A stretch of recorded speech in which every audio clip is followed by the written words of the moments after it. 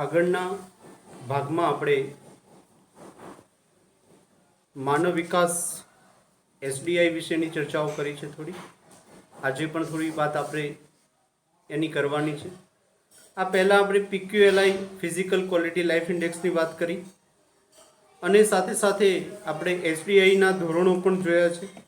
આજે આગળ આપણે જે વાત કરવાની છે એ એસડીઆઈના સંદર્ભમાં જ વાત કરવાની છે, પણ તેમાં આપણે વર્ષ 2015નો જે માનવ વિકાસનો જે અહેવાલ એ વિશ્વના બધા દેશોનો જે આવ્યો એની વાત એ કરવાની છે. તો માનવ વિકાસ અહેવાલ જે કુલ આપણે જોવા જઈએ તો 188 દેશોનો આ માનવ વિકાસ અહેવાલ છે.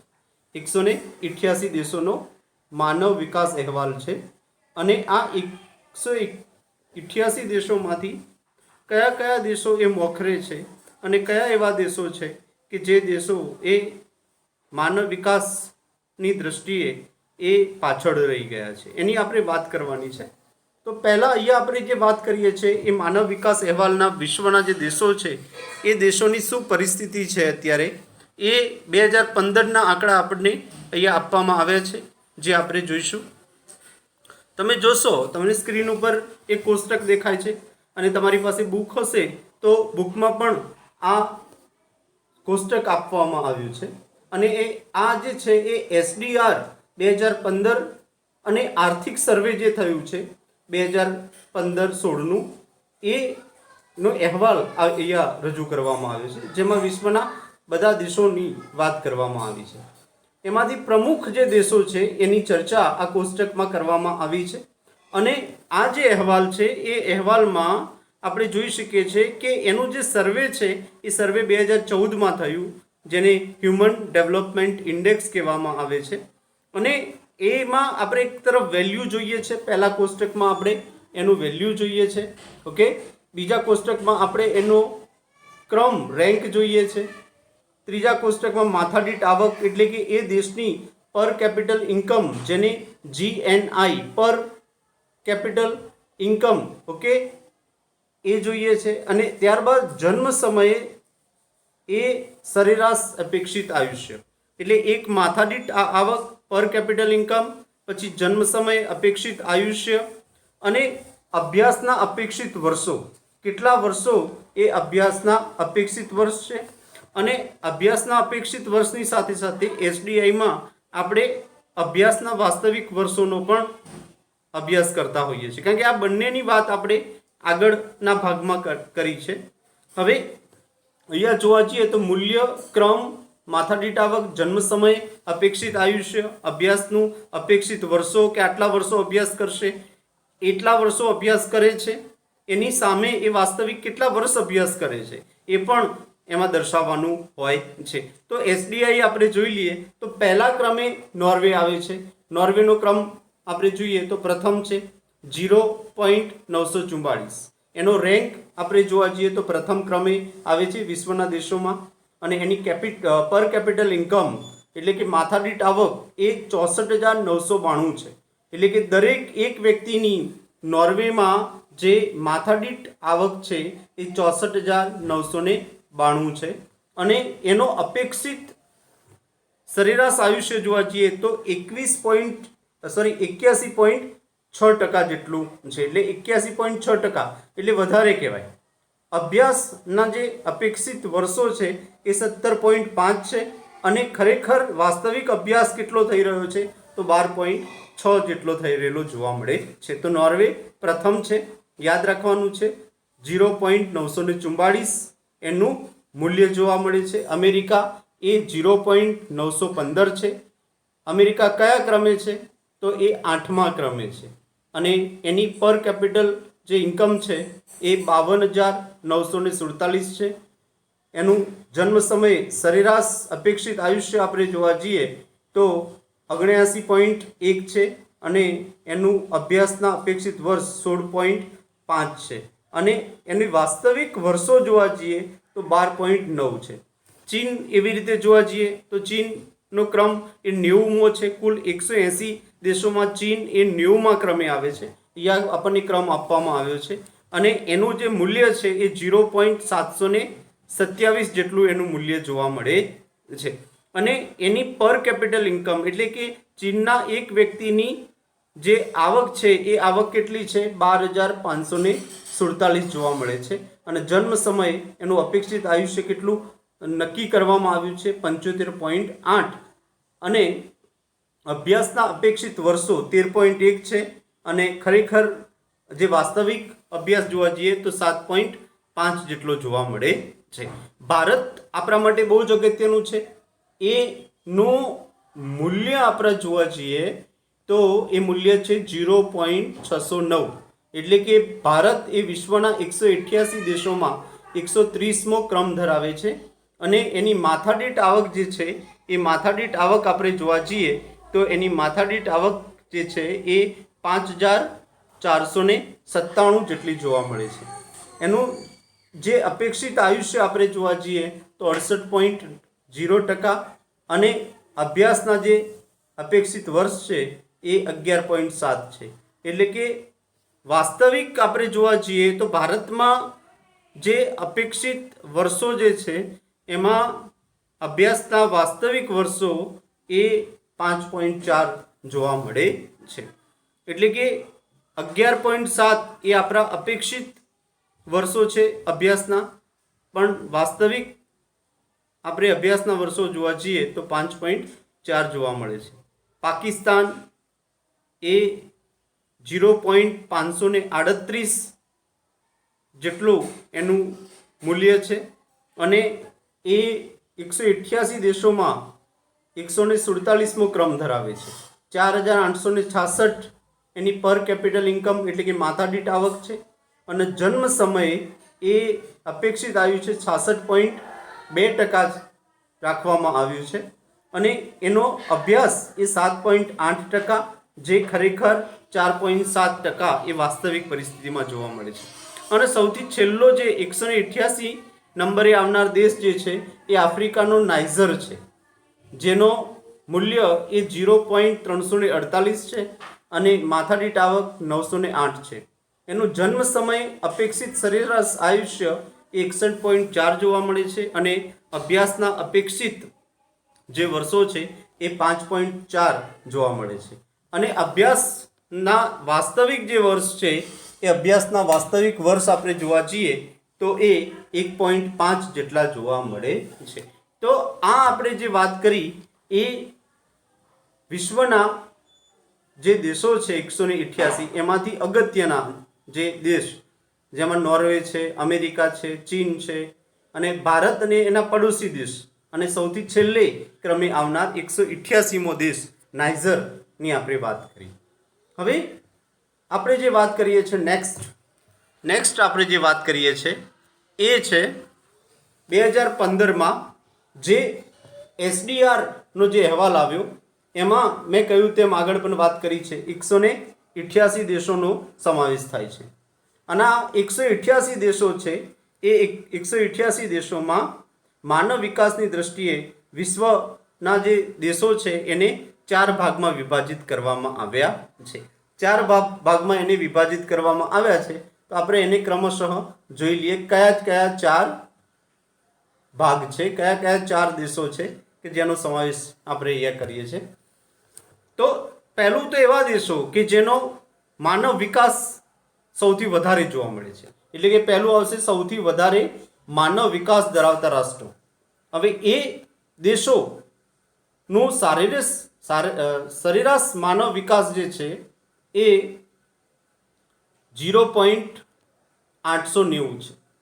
અને આવા જે દેશો છે એ દેશો કેટલા છે તો 49 છે,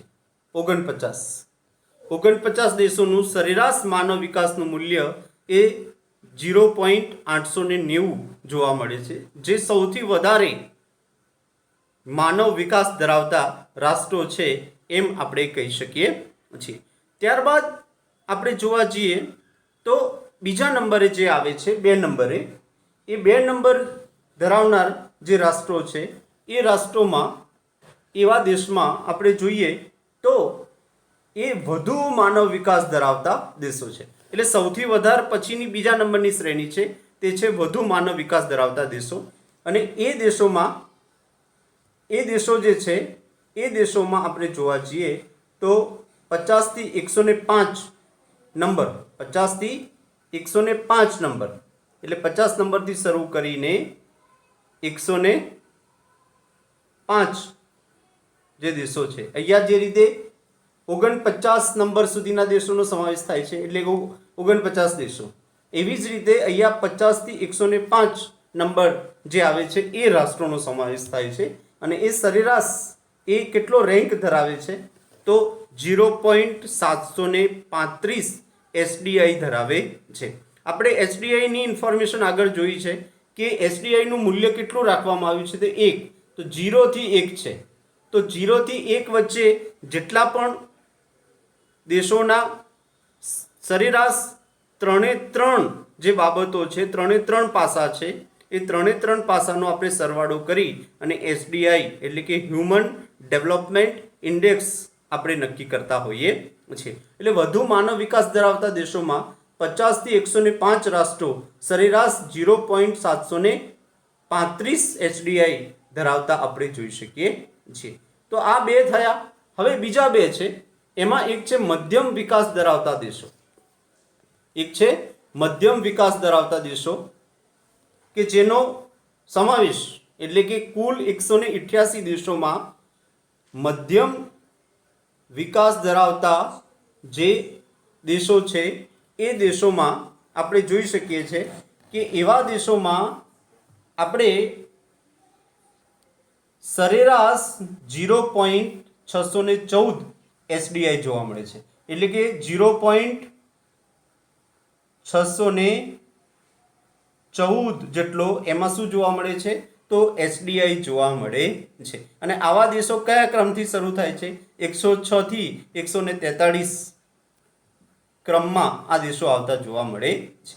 અને હવે છેલ્લો જે જોઈએ આપણે, નીચો માનવ વિકાસ ધરાવતા દેશો, એવા દેશો કે જેનો માનવ વિકાસ જે છે એ સૌથી ઓછો જોવા મળે છે.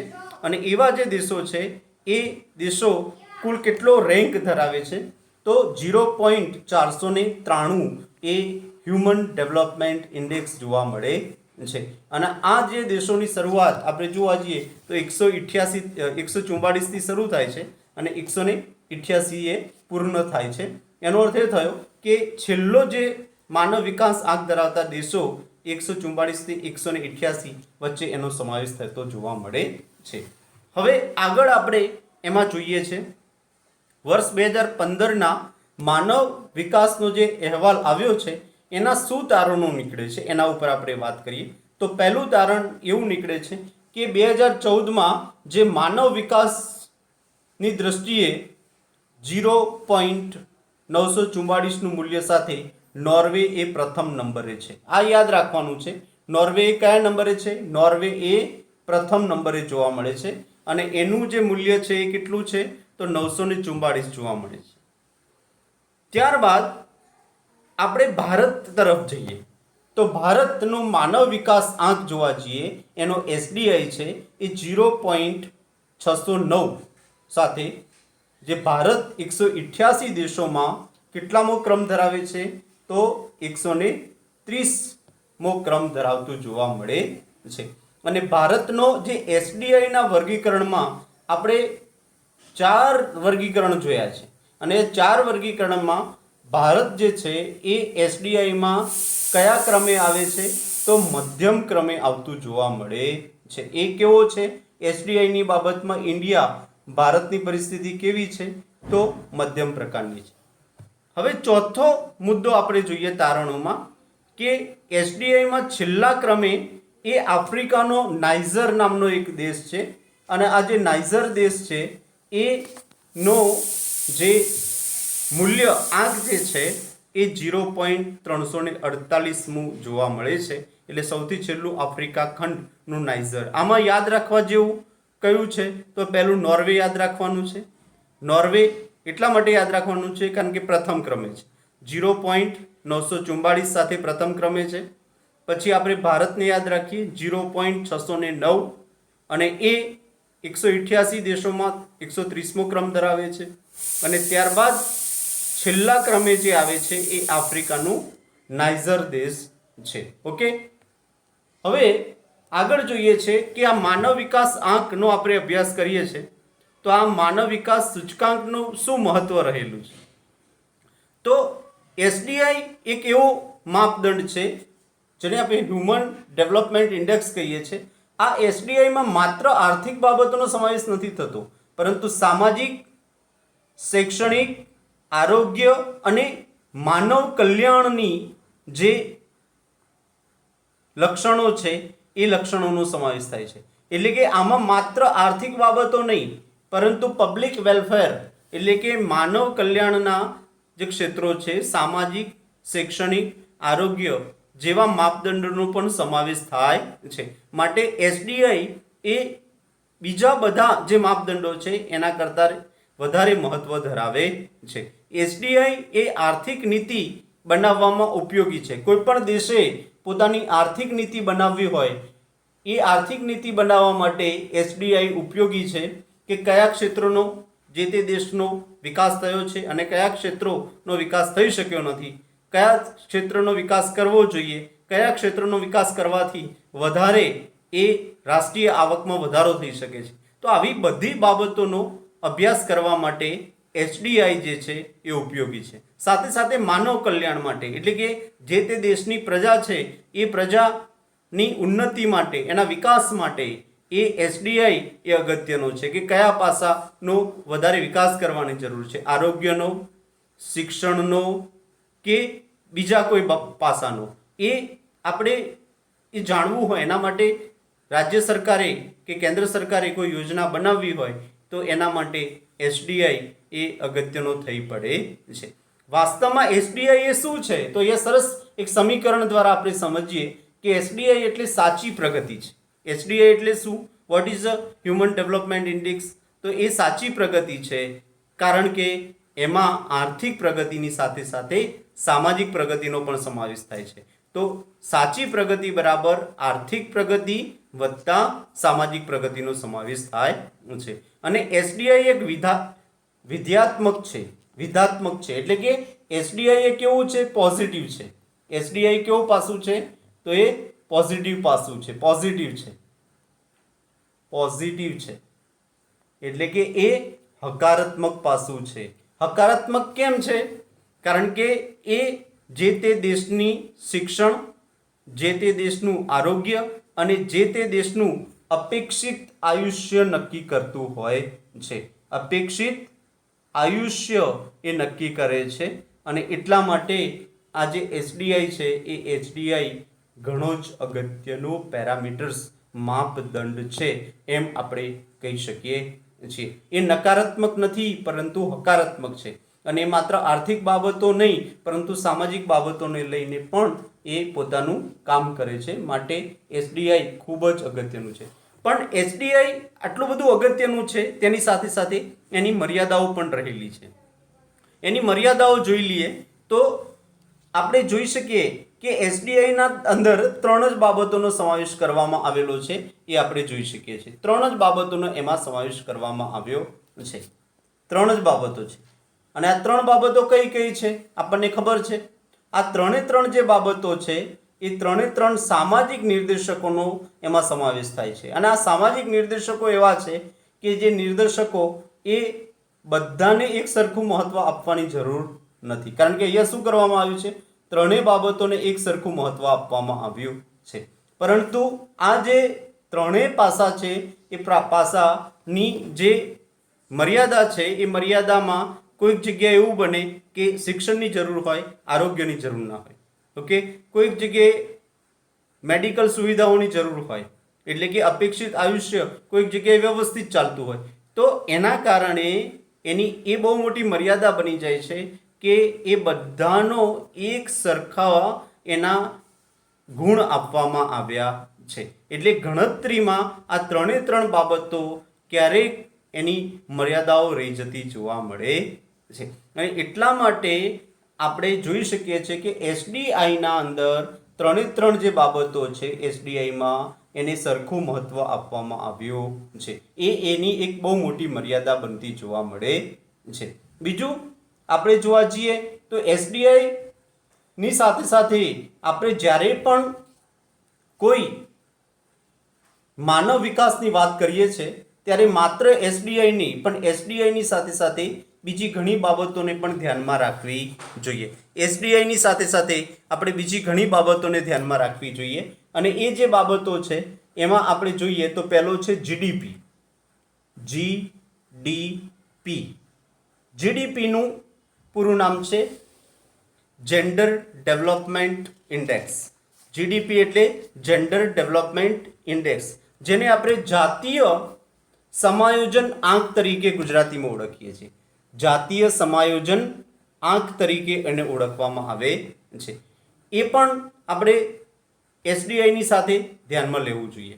બીજું છે TAI ટેકનોલોજીકલ એચિવમેન્ટ ઇન્ડેક્સ. અને આ ટેકનોલોજીકલ એચિવમેન્ટ ઇન્ડેક્સ એટલે કે ટેકનોલોજીકલ સિદ્ધિ સૂચકાંક. આ જે છે એ પણ આપણે ધ્યાનમાં લેવું જોઈએ. અને ત્રીજું છે એને કહેવાય છે HPO. અહીંયા H છે, P છે અને I છે. HPI એટલે છે અહીંયા હ્યુમન પુઅર્ટી ઇન્ડેક્સ, એટલે કે માનવ ગરીબી સૂચકાંકને પણ આપણે ધ્યાનમાં લેવું જોઈએ. અને ત્યારબાદ છે HCI. HCI એટલે શું?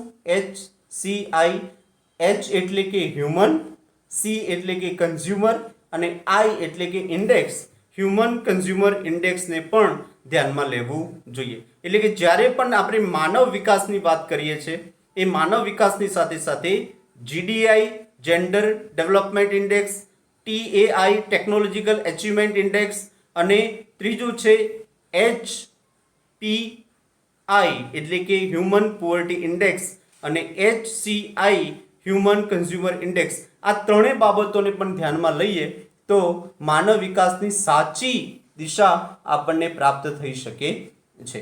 તો અહીંયા આપણે માનવ વિકાસની વાત કરી અને માનવ વિકાસની વાતની સાથે જ આ આપણું જે પ્રકરણ છે પ્રકરણ નંબર 2 એ પૂર્ણ થાય છે. હવે એનું જે હોમવર્ક છે એ હોમવર્ક તમારે કરી અને શાળા કક્ષાએ આવીને બતાવી જવાનું છે. Okay, thank you.